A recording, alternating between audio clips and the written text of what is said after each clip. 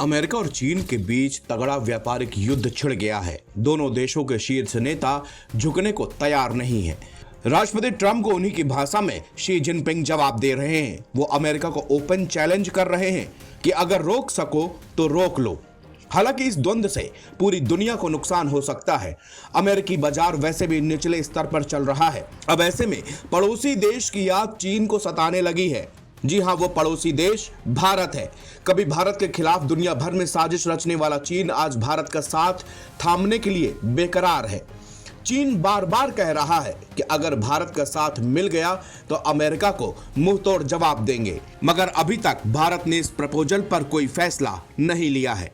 अमेरिकी टैरिफ ने पूरी दुनिया के बाजार में उथल पुथल मचा दी है।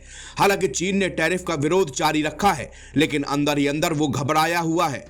यही वजह है कि अब बीजिंग ने भारत से दोस्ती की गुहार लगाई है और मुश्किल हालात पर काबू पाने के लिए भारत से साथ खड़े होने का आग्रह भी किया है। चीन की यह गुहार तब आई जब अमेरिका ने उसके ऊपर टैरिफ को बढ़ाकर 104% करने का ऐलान किया है। इससे पहले ट्रंप के 34% रेसिप्रोकल टैरिफ लगाए जाने के बाद अमेरिका और चीन के बीच व्यापार तनाव कई दिनों तक जारी रहा था।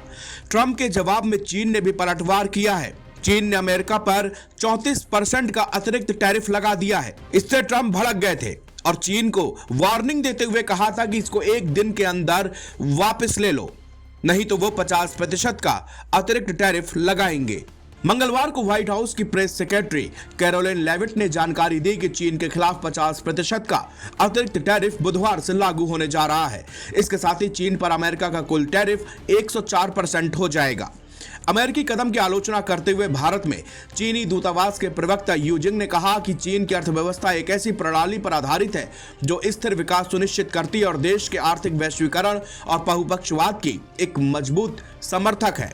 उन्होंने आगे कहा कि ये औसतन वैश्विक विकास में 30% का योगदान देती है।